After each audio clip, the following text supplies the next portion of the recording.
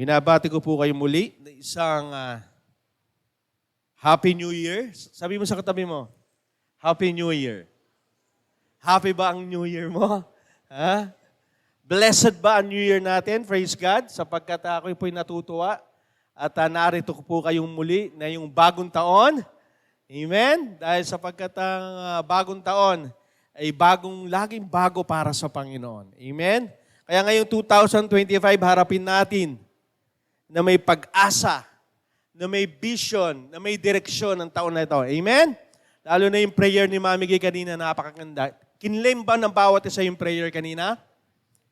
Amen. Hindi mo ba kinlaim kanina? Dapat we claim. Sapagkat ang ating Panginoon ay Diyos ng lahat ng panahon.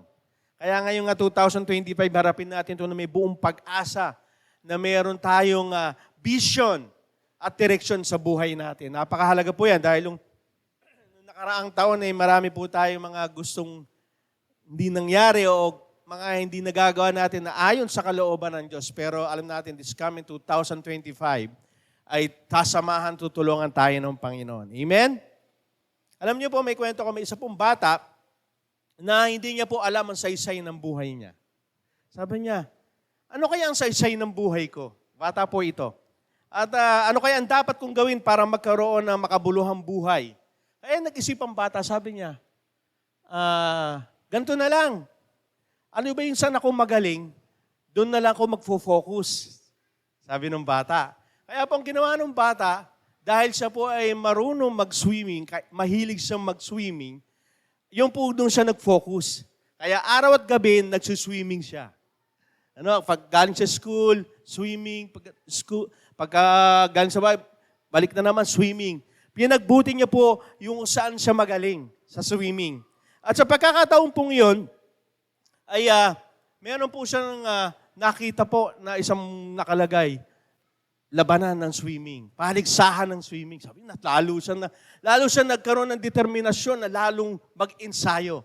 Kaya sumali po siya.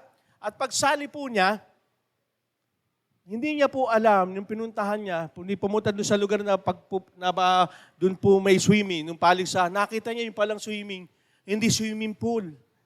Ano yung lawa, yung lake? At maraming tao. At isa pa rito, yung bawat po isang may contestant, yung kasali doon sa paligsahan, may kasamang yung mga tawag dito, yung cheerer nila, supporter nila. Kasi akala niya, yung parang paligsahan lang na, paligsahan lang, yung ganun lang. Pero hindi niya alam, ito pala gaganapin sa lawa at may mga kanya-kanyang supporter na dala. Yung mga contestant, yung mga lalahok. Kaya nag-isip yung di na lang kaya ako sasali. Babackout na ako. Sabing ganon. Pero nag-isip din naman siya, nandito na ako eh. Sali na lang ako. Ito na, nagsimula na. Simula na yung paligsahan. Dahil siya ay determinado nang siya nag-iensayo sa pagsiswimming araw at gabi, nangunguna siya. Siyempre, kasi nga, doon siya maging mahusay sa swimming. Ito na, nagsiswimming na, nangunguna siya. Siyempre, mapapagod ka rin eh. Dahil sa nalingon niya, yung pumapangalawa, malapit na sa kanya. Yung napagod niya, tsaka yung medyo nawalan na siya ng sa sarili niya, lumakas na naman siya, langoy na naman siya, langoy na naman. Yun. Pero at the end of ng finish line, pangalawa lang po siya. Sayang, no? Pero ang mabigat pa dito, lamang lang ng isang arm stretch yung kanyang kalaban. Sayang naman, Isa lang, ganun lang. Lampas, isang ganyan ng arm stretch lang, inalamang ng kalaban. E di, sabi na, ito po nakakapagtaka. Second place siya, pero siya yung pinuntahan ng mga tao. Siya yung chinichir, siya yung inahagis. Nagtaka siya. Sa palagay niyo, ano kaya nangyari? Siya yung pinuntahan, siya yung chinichir, na parang siya yung nanalo. Alam niyo po ba kung bakit? Kasi yun po yung lalaki, wala pong braso. Kaya po siya natalo kasi hindi siya makapag-arm stretch ng ganon. Kaya ang swimming niya po pag anon. Pero siya yung itinanghal ng mga nasa paligid na siya yung winner. Amen? Nakaka-inspire, di ba? Na kahit siya ay, palakpakan natin ng Panginoon, kahit na nakita natin na hindi siya naging first, pero ibinigay niya yung lahat. Ibinigay niya yung the best. Kaya ang pagiging panalo, hindi lagi yung first ka eh. Hindi lagi yung ikaw yung nangunguna. Kundi yung panalo, kundi ibinigay mo yung best mo para doon sa bagay na yun. Katulad ng lalaki na yun, ano? Siguro kung lumangoy, wala nga. Diba? Ang hirap, kaya doon pa siya natalo dahil wala siyang braso. Na may, ipinapakita puro sa atin ng kwentong ito na nakaka-inspired na ang buhay natin, kahit sa tingin ng iba, wala ka ng pag-asa. Wala ka na, talunan ka. Katulad ng mga lalangoy kanina na akala natin, wala nang saysay ang buhay niya. Ano? Wala kang kamay, wala kang braso. Parang wala ka ng silbi. Wala nang kahalaga buhay mo. Pero napakahalaga po na maintindihan natin doon sa kwento kanina na kahit anong bagay na sabi mo wala ka ng kapag-asa, na bagay na parang wala na buhay ko, talo na lang. Nagkakamali ka. Talo po, ang mensahe po ng Diyos ngayon ay victorious life. Matagumpay na buhay. Ipinapakita sa atin na 2025, pwede kang maging matagumpay ang buhay mo. Sino po naniniwala magiging matagumpay ang buhay niya? Amen. Receive. Tanggapin niyo po yan. Kasi yan po ang talagang gusto ng Panginoon. Ayaw natin na masayang ang 2024 na maging talunan na tayo papuntang 2025. Di ba?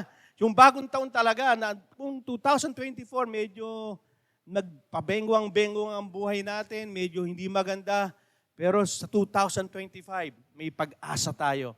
Kaya nating magtagumpay ang ating mga buhay. Sabi nga po sa 1:15-16, sabi po, hindi kayo ang pumili sa akin, kundi ako ang pumili sa inyo, para humayo kayo at mamunga ng bungang mananatili. Sa ganon, anuman ang hinyo sa Ama, sa pangalan ko'y ibibigay niya sa inyo. Pinili tayo ng Diyos. Sino po naniniwalang pinili ka ng Diyos? Amen. You are chosen by God. At pinili ka ng Panginoon para sabi dito, para mamunga ang iyong buhay. Buhay na hindi pwedeng walang saysay. Buhay na may kapakinabangan. Kaya nga yung mamunga dito, yung mananatili, may saysay eh. Hindi yung sasabihin mo, wala nang saysay ang buhay ko eh. Kaya maraming tao nagpapakamatay. Kasi alam nila, walang saysay ang buhay nila. Hindi. Unless na ikay pinili ng Panginoon, ibig sabihin, may saysay ang buhay mo. Kaya pag tayo nakakaranas sa mga difficulties, dapat may saysay ang buhay ko. Bakit? Pinili ako ng Diyos upang yung bunga ng saysay na ito, yung bunga ng aking buhay, ay makita na tunay na pinili ako ng Diyos. Kasi once na pinili ka ng Diyos, ibig sabihin, pinili ka niya para saan? Sa tagumpay na buhay because our God is a victorious God. Pag ang iyong Diyos na sinasamba ay matagumpay, siyempre kasama ka doon sa tagumpay. At yung bunga na yon, mamumunga na mananatili. Kaya ang buhay natin may saysay. Sabihin mo sa katabi mo, may saysay ang buhay mo. May kwenta ang buhay mo. Kasi marami hindi alam yan. Kaya ang ginagawa na lang sa buhay, alin? Binabali, wala na yung buhay, sinisira na lang. Kasi nga alam nila na walang saysay yung kanilang buhay. Pero pag once na ikay pinili ng Panginoon, understood yun, may saysay ka.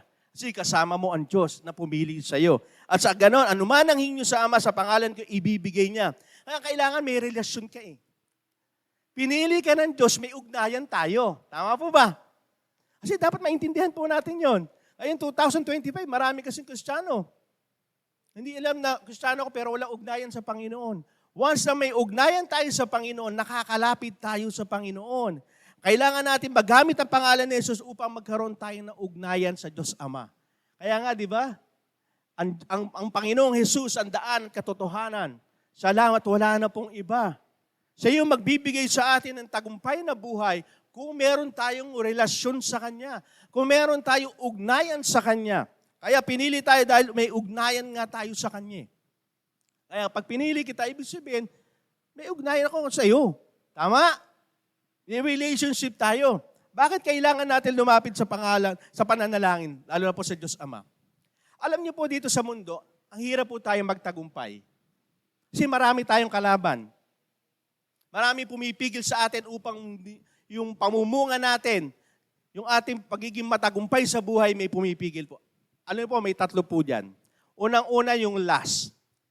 Yung nasa ng laman, pangalawa, mundo, at pangatlo, demonyo.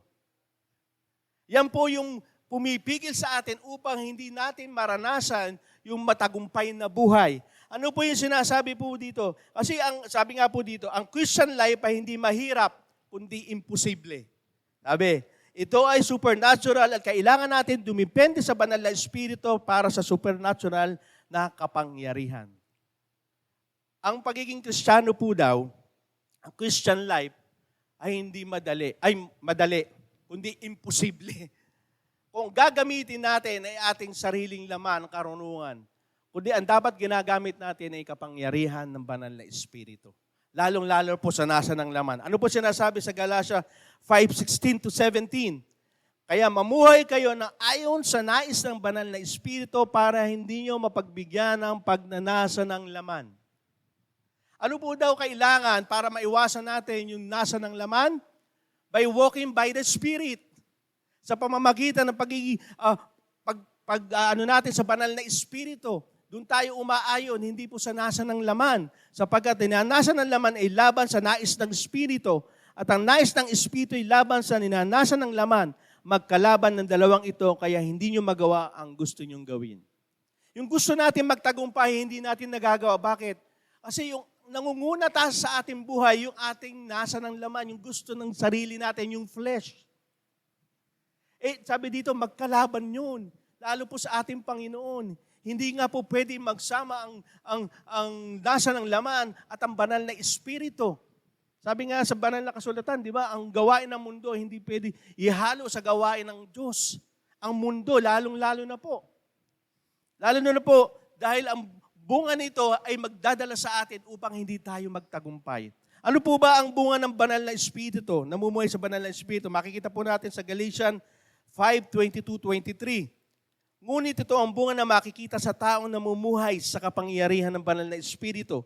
Pag-ibig, kagalakan, kapayapaan, pagtitiis, kabutihan, kagandahang loob, katapatan, kahinahunan, at pagpipigil sa sarili. Kung ganito ang pamumuhay natin, hindi natin malalabag ang utos ng Diyos. Kaya ibang-iba ito sa takbo ng mundo . Para maging masaya ka, kailangan gumawa ka ng mga bagay. Lalong-lalo na yung mga ayaw ng Diyos. Kasi ang kabaligtaran po nito, yung mga, yung paglalasing, pag-aaway, galit, yan po yun, kabaligtaran. Kaya makikita po natin na sa pamamagitan po ng banal na espiritu, at sa pamamagitan po ng ating paglapit sa ating Panginoon, dito tayo magkakaroon talaga ng tunay na tagumpay sa buhay. Yan po talagang kalaban natin. Nasa ng laman, mundo, at demonyo. Kasi yan po ang kumikilos dito. Lalo na po ang ating kaaway po, hindi po yung mga nakita natin by flesh, kundi espiritu, sabi sa Ephesians, na gagala-gala, ready to devour, nakahanda lagi upang tayo silain. Yan po ang kalaban natin. Kasi we are spiritual being, tayo spiritual na buhay, na mayroong espiritu ng Diyos, na kung saan ang kalaban din natin ay espiritu na kaaway ng Diyos. Yan po yung mahadlang ayon kanya na ikaw yung magtagumpay sa buhay. Ayaw na ayaw niya yan. Kaya sa pagtakbo natin dito sa mundo, siguraduhin natin na mananalo tayo. Yun ang gusto ng Diyos. Sino pong gusto dito sa 2025 sigurado? Yung panalo niya sa buhay niya ngayong 2025. Amen, di ba? Lahat tayo. Pero sabi ni Apostol Paul, alam po sinasabi ni Apostol Paul dito sa 1 Corinto 9:24-25. Sa ating pagsunod sa Diyos, para tayong mananakbo. Ito yan. Sa ating magkaroon ng matagumpay na buhay, kailangan nating para tayong mananakbo. Alam niyo na sa isang takbuhan, maraming sumasali, ngunit isa lang ang mananalo. Kaya pagbutihin ninyo ang pagtakbo. Ayun. Pagbutihin nyo, hindi lang tayo tumatakbo na, okay, takbo tayo. Hindi. Kundi pinagbubuti natin katulad nung ating illustration kanina na bata na talagang pinagbuti niya. Nag-iinsayo siya, ganun din po sa atin. Hindi lamang po tayo bilang tinawag na Kristiyano, mananampalataya, kundi pinagbubuti natin ang ating pagiging mananampalataya at tinawag ng Diyos. Sabi dito, upang makamit ninyo ang gantimpala. Ang bawat manlalari nagsasanay ng mabuti at dinidisiplina ang sarili upang makamit ang gantimpala. Dinidisiplina ang sarili. Isa na rin po dyan yung lust of the flesh. Kasi po, once na hindi po natin dinidisiplina ang ating sarili, diyan na po pumapasok ang napakaraming nasa ng laman. Yung gusto mo lang, yung pansarili lang, gusto ko eh. Gusto ko lang lumigaya. Gusto ko lang na maging masaya. Gusto ko lang naman na makiayon ako sa mundo. Kung ano ang ginagawain ng mundo, gagawin ko rin. Kaya nga sa atin bilang pagkakaroon ng matagumpay na buhay, isa po rito yung pagdidisiplina sa ating sarili. Upang makamit ang gantimpala, ginagawa niya ito para sa gantimpalang hindi nagtatagal. Ngunit gantimpalang hinahangad natin magtatagal, magpakailanman. Sino po dito yung nakasali na sa isang race o sa isang paligsahan? Yung anak ko po, minsan nakasali po yan sa ping pong. Meron po silang award, meron siyang medal. Sino po yung mga nakaano ng ganon? Di ba? Meron po sinasabi, pero yun, kumukupas po yun, nasisira eh. Pero yung gantimpalang inilaan sa atin, lalo na po sa tagumpay na buhay, ito po ay, alin sabi dito, magtatagal, magpakailanman. Amen? Yun ang gusto natin na maging gantimpala, hindi yung nasisira, hindi yung nananakaw, hindi yung nawawala. Kundi gantimpala na hindi magpakailanman ang value nito. At isinarito yung buhay na walang hanggan. Kaya ang gusto nga ng Diyos matagumpay. Kaya lagi ko po sinasabi sa inyo, di ba? Okay lang sa unang pananampalataya mo, pero mas mahalaga paano mo tatapusin ang pananampalataya mo. Paano mo tatapusin ang pagtakbo mo bilang mananampalataya. Paano mo tatapusin yung laro kung saan ka ngayon nakasali. Kasi marami po ang nakakalungkot. Marami tumatakbo pero umaayaw na rin po sila. Kaya ang nangyari, yung matagumpay na buhay talagang inilaan ng Diyos sa atin, hindi nangyayari. Tumatalikod na tayo, yan po nakakalungkot. Kasi nga, yung layunin ng ating pagtakbo ay dapat may saysay. Ano sabi dito? Kaya nga ang ating pagtakbo ay may layunin, may saysay. Ano po sabi sa 1 Corinthians o 1 Corinto 9:26? Kaya nga, may layunin at direksyon ang aking pagtakbo. Kumbaga sa isang boksingero, hindi ako sumusuntok sa hangin. Yung ating ginagawa sa buhay, dapat may saysay. Alam yung boksingero, pag ikaw sumuntok sa hangin, nakakapagod. Yung wala kang tinatamaan, pag sumuntok ka, wala kang tinamaan, nakakapagod po yun. Mas lalo ka mapapagod. Pero pag ikaw ay sumuntok na may tinamaan ka, lalo ka lumalakas eh. Alam mo, kasi yung may impact, may tumatama. Pero pag ikaw sumuntok sa hangin, nakakapagod siya, nakapangihina. Ganyan po ang sinasabi sa atin ng Panginoon, na ang buhay mo, ang layunin sa iyo ng Diyos ay may saysay, may kabuluhan. May kabuluhan. Kaya ito isipin natin, di nanay lang ako eh.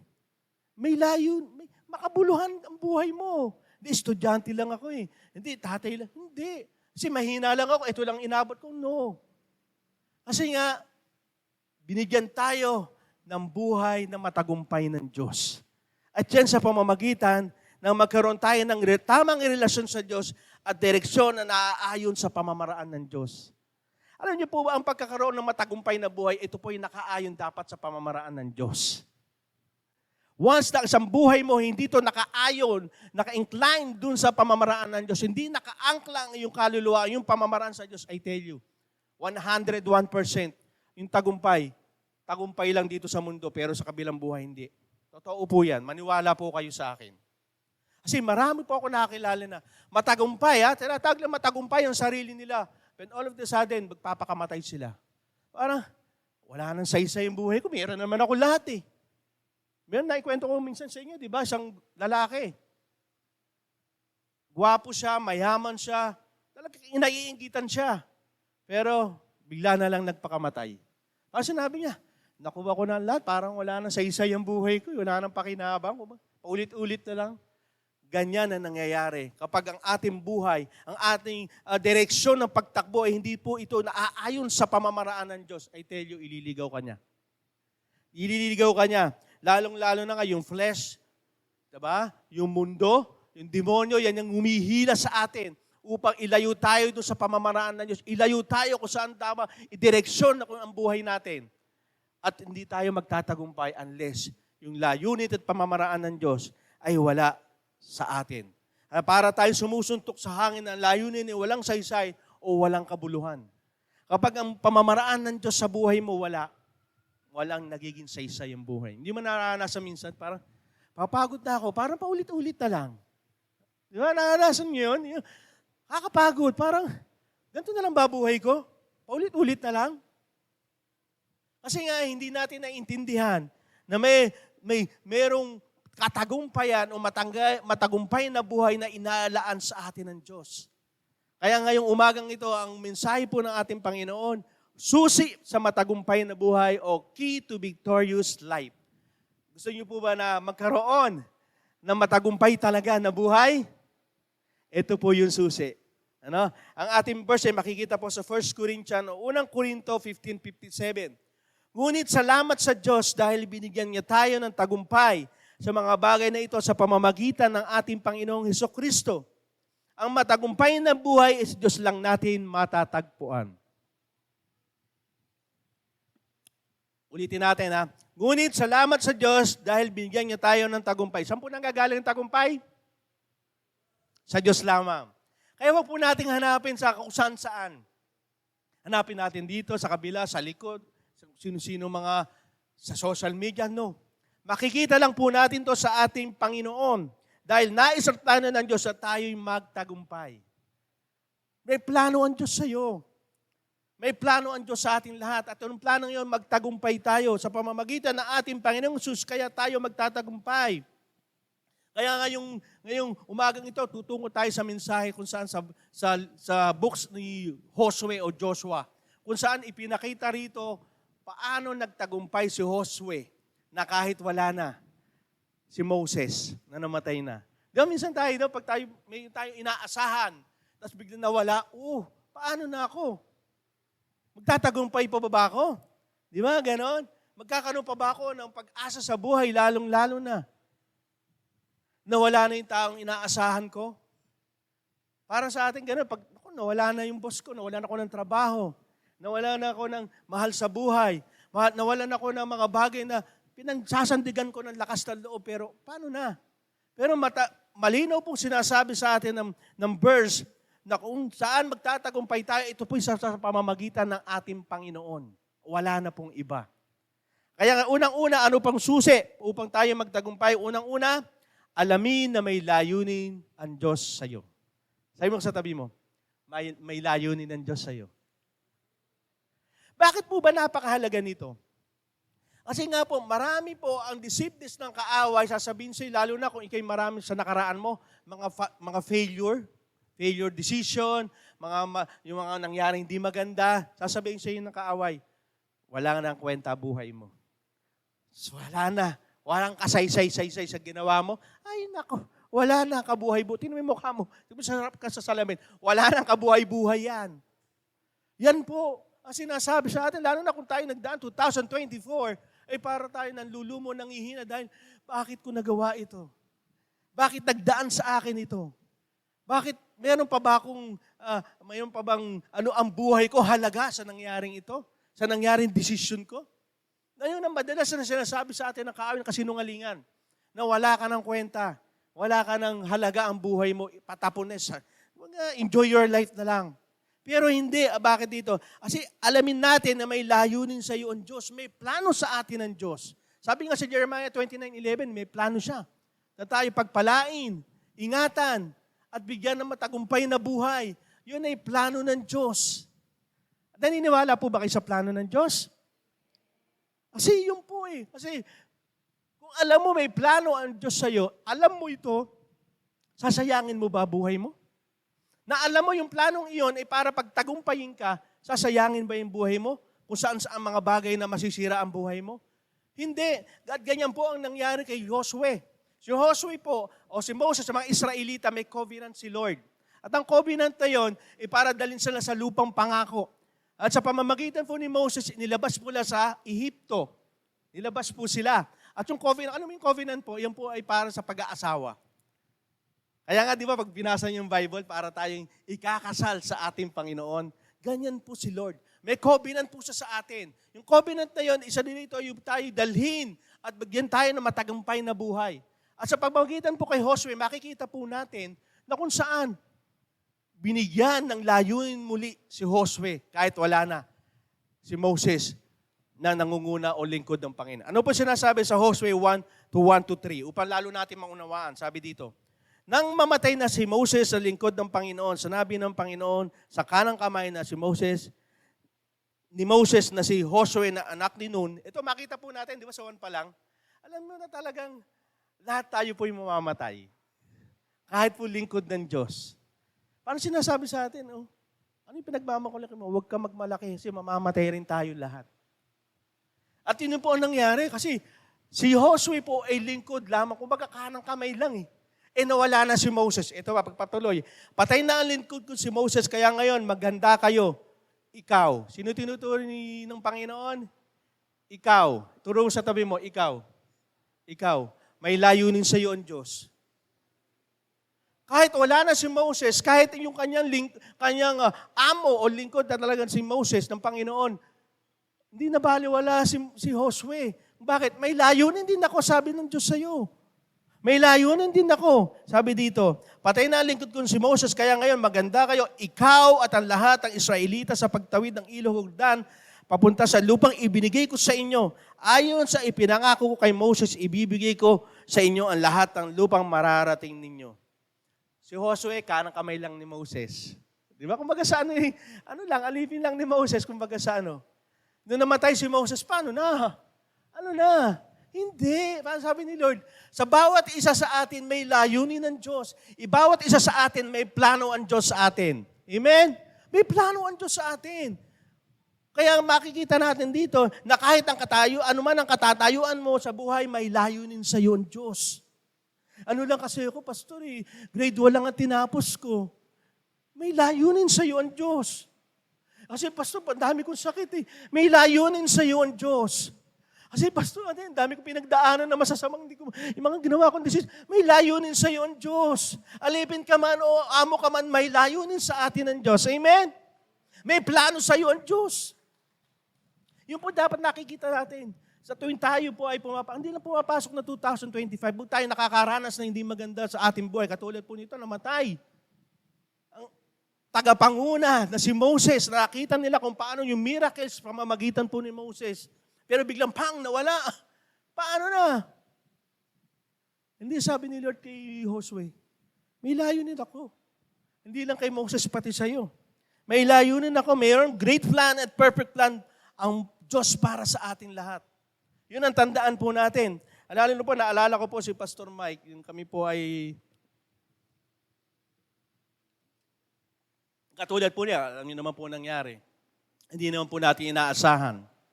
Pero, naitanong ko rin po, paano na? Minsan, kayo rin, di ba? Paano na? Si Pastor Mike, dahil paano na? Pero nung sinasabi sa atin ng Panginoon, may plano ako sa bawat isa. For I know the plans I have for you. Hindi naman kay Moses lang eh. Hindi naman kay Pastor Mike eh. Hindi naman sa mga mahal natin sa buhay na namatay. Hindi sa atin lahat ang nabubuhay. Amen? May layunin sa atin ng Diyos. Hindi po natigil yung aking pagiging mentor ko si Pastor, kundi doon pa rin nagsimula. Kasi bakit?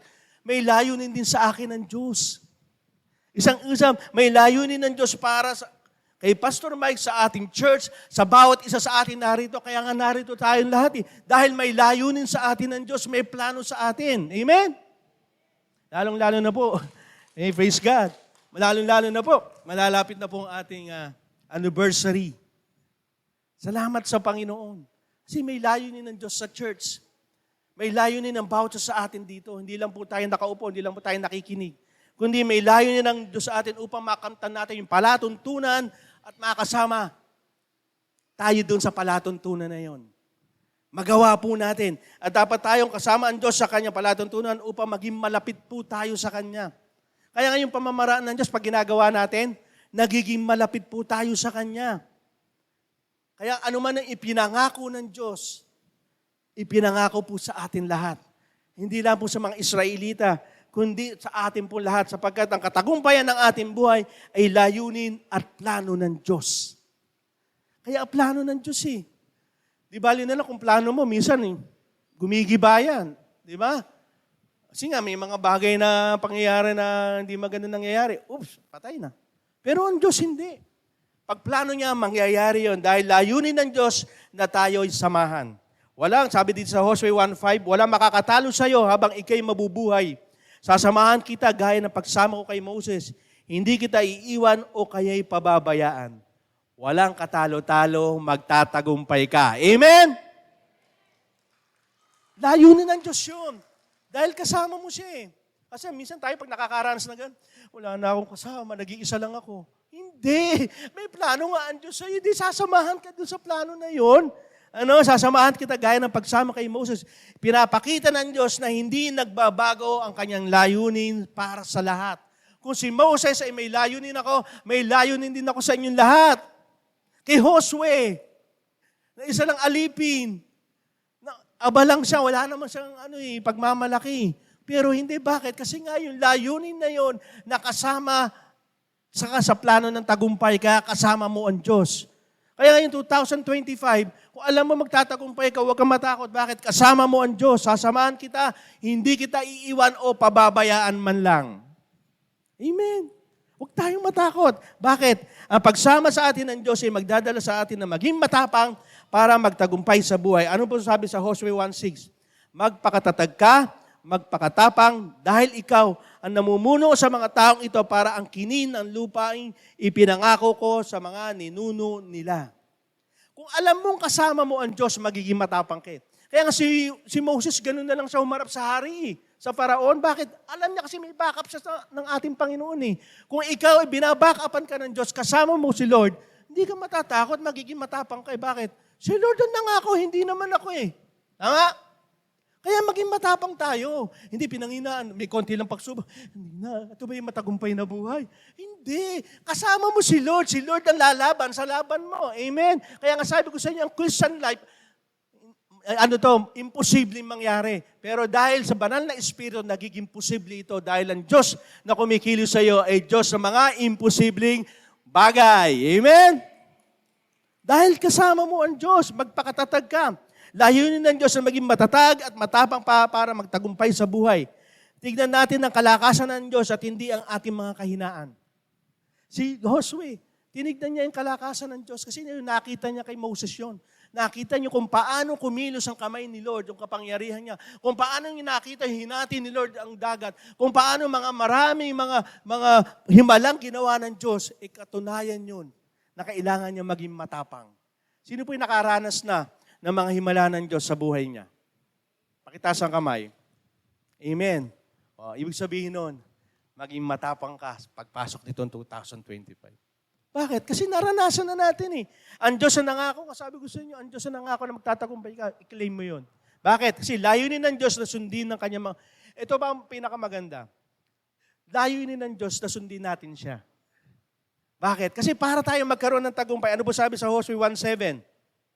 Basta't magpakatatag ka lang at magpakatapang, sundin mong mabuti ang lahat ng kautusan na binigay sa iyo na lingkod ko si Moses.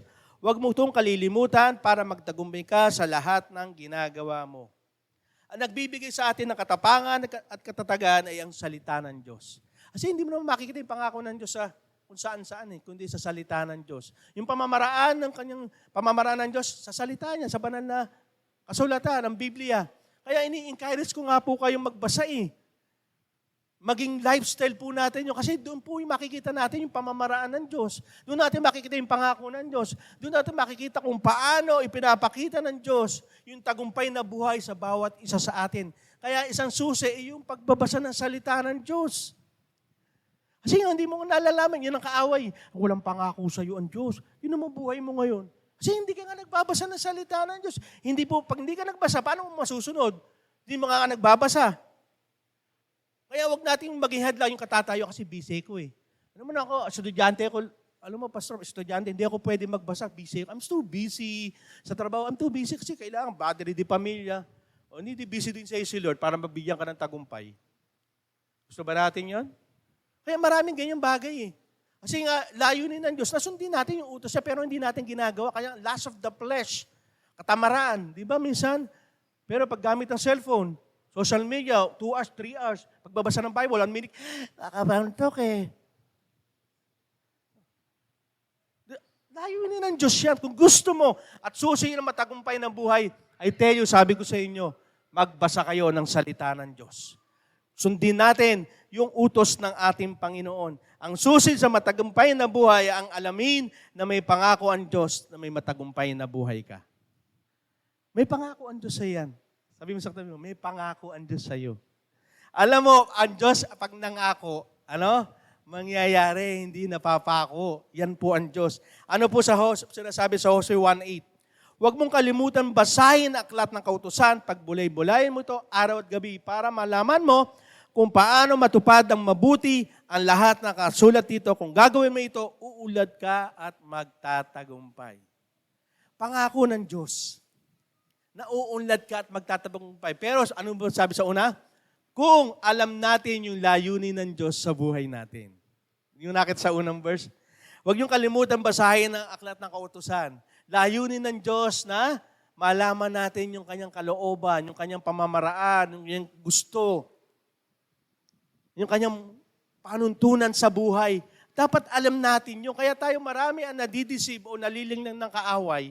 Kasi nga hindi nga alam yung panuntunan ng Diyos. Hindi alam yung pamamaraan ng Diyos. Katulad yan sa mga kabataan, di ba? Dami ngayon nagbe-vape. Kasi uso eh. Sa mundo, uso yan. Tinanong ako bawal yan. Pastor, bawal talaga mag-vape? Kala ko okay lang, daming gumagawa eh. Kasi nga hindi alam ang panuntunan ng Diyos. Di mo ba alam na bahay ng banal na espiritu yung katawan mo? Templo yan? Hindi ko alam yan na. Kasi nga hindi alam na may pangako ang Diyos sa kanya na magtatagumpay ka. Paano ka magtatagumpay kung nakahiga ka na puno-puro ka ng sakit? Tagumpay ba tawag doon? Hindi ka na magamit ni Lord? Kaya nga ito, makita natin na may pangako ang Diyos na magtatagumpay sa ating buhay. Pangako na magtagumpay na buhay kung paano natin mabuting tinutupad ang salita ng Diyos. Hindi lang po kayo dapat nakikinig, kundi dapat sinasakatuparan po natin kung ano yung sinasabi ng Biblia. Kasi nga sabi nga, ang pananampalatayang walang gawa ay patay. Kaya hindi tayo nagtatagumpay kasi nga minsan, nakikinig lang tayo. Yun po nakakalungkot. Maraming Kristiyano sa nguso lang, hindi sa puso. Di ba? I'm Christian, pero pagdating sa mga testimony, wala na. Hindi puro nguso, dapat puso. Amen? Dapat ang Kristiyano hindi sa nguso, kundi sa puso. Kasi maraming ganyan. Nakakalungkot. Sad to say, kasi ako talagang nalulungkot ko pag ganyan. Kasi bakit? Ang layunin ng Diyos ay magtagumpay ka. Plano ng Diyos yan, pero hindi nangyayari because sa ganyang mga gawain. Yung panuntunan niya ay hindi natin sinasabuhay. Ang pangako ng Diyos na ating panghawakan dahil hindi tayo mabibigo. Pag sinabi ng Diyos, mangyayari yan. Amen? Pag pangako ng Diyos, mangyayari yan. At hindi ka mabibigo dyan. Sabihin mo sa katabi mo, hindi nabibigo ang pangako ng Diyos sa'yo. Panghawakan mo yan. Ayan, magkakaroon na naman ng eleksyon. Hindi katulad ni Lord sila. No? Pag eleksyon, hindi naman lahat. Hindi mo na lahat. Pag nangako, pero pagdating na, nakaupo na. Pero pag si Lord na nangako, matutupad. Hindi mabibigo sa iyo yan. Amen? Pag sinabi ni Lord, may matagumpay kang buhay, angkinin mo yan. Pangako ng Diyos yan. Bakit? Ano ba sinabi dito sabi nga dito, sa Joshua 23:14, kung bakit hindi mabibigo. Malapit na ako mamatay, ito po si Josue. Ito si Josue, ipinakita rito sa verse na to na talaga si Lord ay tumutupad sa pangako. Naranasan niya, kung nangako si Lord kay Josue, matagumpay na buhay, ibibigay ko sa iyo, makukuha mo yung lupang pangako, yung Kanaan. Nangyari po yan. Ito po nangyari, sabi. Malapit na ako mamatay, nalalaman nyo ng buong puso't nyo at kaluluwa na tinupad ng Panginoon ng inyong Diyos ang lahat ng mabubuting bagay na ipinangako sa inyo. Wala kahit isa na hindi niya tinupad. Amen? Wala kahit isa. Ibig sabihin, kahit kalilingkit yan, tutuparin ni Lord sa buhay mo yan. Amen? O sino hindi magiging masaya niyan? Kung ang nangako sa iyo, ang Diyos na mabuti, masagana at matagumpay na buhay, mangyayari yan. Ang tanong lang, sumusunod ba tayo dun sa susi para magkaroon ng matagumpay na buhay? Amen? Kasi dito ipinapakita na kayang to pa rin ng Panginoon ang kanyang pangako. Kahit ito po itaga mo sa bato, mangyayari yan. At sinabi na nga ni Josue, Kasi naranasan niya eh. Kung nangako ang Panginoon sa kanya na, ipananalalo siya sa lahat ng mga magiging kaaway niya, nangyari po yun. Parang tayo si Josue. Marami tayong mga laban sa buhay. Tama? Marami tayong mga laban sa buhay. Pero sabi ni Lord, magtatagumpay ka. Kasi at the end ng yung labanan, sigurado tagumpay ka. Dahil kasama mo ko at ipinangako ko sa inyo yan. Pero sinasabi ko sa inyo, Pastor, ba't ako may problema? Kaya nga po sinasabi ko sa inyo, sa buhay po natin dito sa mundo ito, marami po tayong labanan. By flesh, sa word, saka sa demonyo, labanan yan. Pero ang mahalaga, kung alam mo nasa panig ka ng tagumpay, nasa panig ka ng Diyos, hindi ng kaaway, alam mo sigurado, tagumpay ka. Amen? Mahirap man yan, magiging madali because of the Lord. At sabi nga ni Lord, walang iniisa na pangako ko na hindi matutupad. Ibig sabihin, kung hindi pa natutupad, hindi ibig sabihin nun, hindi natupad yung pangako sa'yo, kundi hintayin mo lang. 2024 pa to eh. Hintayin mo kasi hindi pa, sabi nga dito, ni isa hindi nga tutuparin niya lahat yan. Ni isa hindi tutuparin. Hindi, lahat. Kahit maliit ma yan, malaki yan. Wala ni isa hindi matutupad sa sinabi niya at pinangako sa atin. Bakit? Kasi ang pangako ng Diyos na nasasaya sa atin, anuman ang sitwasyon sa buhay, kanina sasama. Dito, binigyan din ni Josue, hindi lang sumama. Kasi yung pagsama, pwedeng katabi, pwedeng nasa likod, pwedeng nangunguna, di ba? Ito, sa iyo. Ibig sabihin, within us, talaga mararanasan natin, nakasama natin ng Diyos. Ano po sabi dito sa Josue 1:9? Alalahanin po ko palagi ang bilin ko sa iyo, magpakatatag ka, magpakatapang, huwag kang matakot, o kaya'y manghina. Dahil akong Panginoon ng iyong Diyos ay isa sa iyo kahit saan ka man pumaroon. Kahit sa sitwasyon na ikay difficulties o may pagsubok sa buhay, sasayo ang Panginoon. Kung ikay masaya, sasayo ang Panginoon. Kung ikay nalulungkot, sasayo ang Panginoon. Ano man ang sitwasyon mo sa buhay, kasama mo ang Diyos sa lahat ng iyong laban. Amen? May pangako kasi ang Diyos. Kaya lagi inulit ito ni Josue kay Josue. Magpakatapang ka, huwag kang panghinaan ng loob. Kanina sabi, sasama lang ngayon, sasayo na ako para maniwala ka. Kasi sa atin, Lord, see is to believe. Pakita mo muna, paano maniwala ako? Eh baka biglang paniwala mo, biglang, sige, kunin na kita. Pang. Oh. Kasi nga si Lord ganun, para masatisfy tayo na totoo na talagang siya ang may pangako sa atin na meron talaga tayong magandang buhay at matagumpay na buhay. Huwag natin pagdudahan po yun. Lagi pinapaalala sa atin na sa panahon ng paghihirap, sa panahon na tayo may laban, sa atin ang Panginoon. Magpakatapang ka lang. Alam niyo po ba ang pagiging matapang hindi dahil ikaw yung sa buhay, yung pagiging matapang, lalo sa mga lalaki, di ba? Hindi umuurong sa away. Yan ang matapang. Di ba? Alam mo ang pagiging matapang, hindi umuurong sa anumang pagsubok sa buhay. Dahil alam niya ang kasama niya ang Diyos. Amen? Alam niya na may pangako ang Diyos na sasakan niya at sa sitwasyon, anumang buhay na sitwasyon niya, alam niya na nasa Kanya ang Panginoon. At alamin natin na may pangako ang Diyos upang maiwasan ang hindi pagsunod. Alam niyo po bakit minsan bakit tayo hindi sumusunod? Nagdi-disobedience tayo? Bakit hindi tayo naniniwala sa pangako ng Diyos? Di ba? Lalo na po sa mga sino dito yung mga dalaga at binata, papakitaas ang kamay. Totoo, kilala ko po yung mga dalaga at binata. Alam niyo po ba, example lang po Kasi alam niyo sa pag-aasawa, di ba, lalo na kung nakita mo yung babae, may cute, ito yung gusto ko, ito yung singket, yung parang ano yung pangalan mo? Wala akong kilala, Korean, mga Hotengso yata, mga gano'n. Ang puti na, may dimple, chinito, tanong, hindi mananampalataya. Yung gano'n. May pangako ang Diyos sa'yo, ibibigay ko sa tamang panahon. Mayroon akong itinalaga para hindi, kasi Lord, ito na yata, ito yung ideal man ko, gwapo, di ba? Ano sa mga lalaki, ito yung maganda, di ba? Ito yung ideal man. Girl ko, ang tanong, hindi mananampalataya. Ang sabi sa Bible, huwag kang makipamatok sa mga hindi mananampalataya. Ang nangyari, yan. Ang Diyos, may pangako sa'yo, may ibibigay ako sa'yo Pero hindi ka nag-intay. Ano nangyari? Ba't Ba't kaya nangyayari sa buhay ko ito, Pastor? Oh, hirap na hirap kami sa buhay ko. Yung asawa ko, ang daming bisyo. Ito, hiwalay na kami.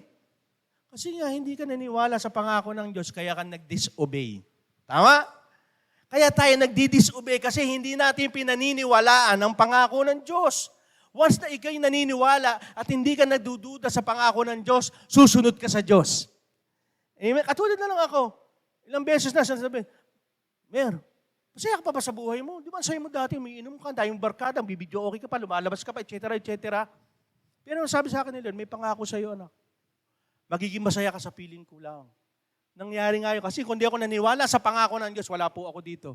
Baka nandun po ako, linggo po ngayon, baka sa tipon-tipon po ako ng mga barkada, magkakainuman kami. Kasi may pangako ang Diyos sa atin, na alam mo na masasaya ka sa piling niya, susunod ka pa rin sa Diyos. Amen? Yun ang pangako ng Diyos. Kaya pag tayo naniniwala sa pangako ng Diyos, lalo tayong sumusunod. Katulad po yung nangyari po kay, overtime na yata. Yung sa, dagdag na lang po kay Josue, sabi ng Panginoon, di ba? Yung nagpadala ng espiya si Lord kay Moses. Moses, pagpadala ng espiya sa Kanaan para malaman mo yung mangyayari doon. Di ba nagdala sila ng malalaking ubas?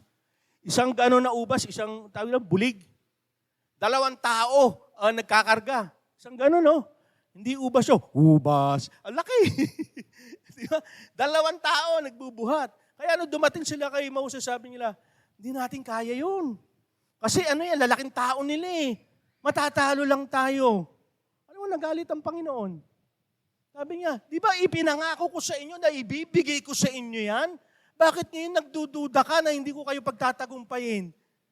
Disobedience kasi hindi sila naniwala sa pangako ng Diyos. Si Joshua at sa Caleb lang ang naniwala. Hindi, ibinigay sa atin ni Lord yan, pupuntahan, natalo nila. Ayun na nangyayari sa atin. Kasi nga tayo minsan, Diyos, pero hindi natin pinaniniwalaan ang pangako ng Diyos. Kaya nagdi-disobey tayo. Sabi ni Lord, pagpapalain kita, Lord, ilang taon na, mandadaya na lang ako, Lord. Para sigurado, sure ball. Sa mga kabataan, di ba, pag nag-aaral, Lord, hindi mo yata ako pagtatagumpayin eh. Mangungopia na lang ako para sure ball din. Kaya paglaki, habang lumalaki na, pati nandadaya na rin sa trabaho.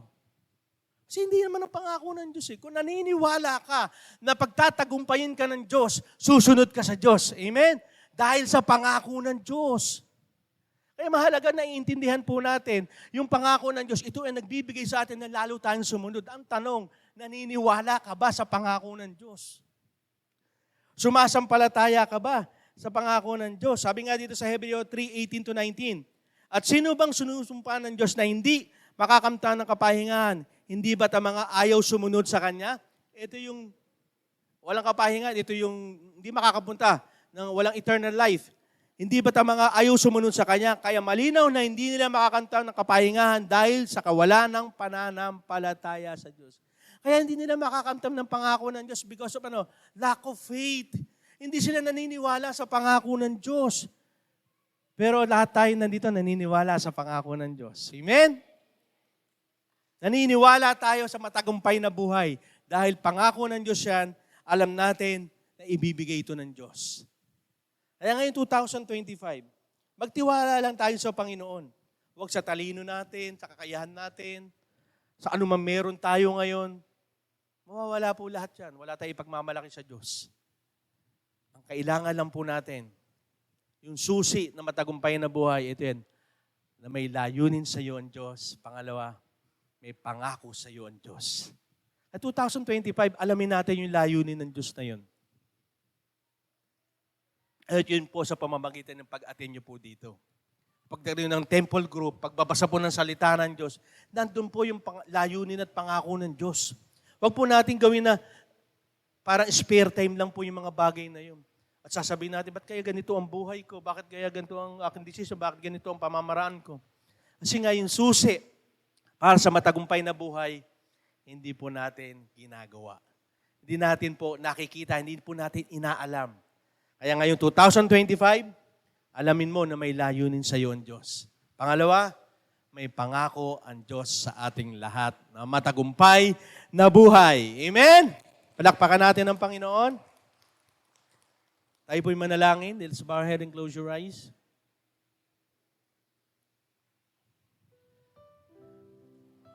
Lord and Heavenly Father, marami pong salamat.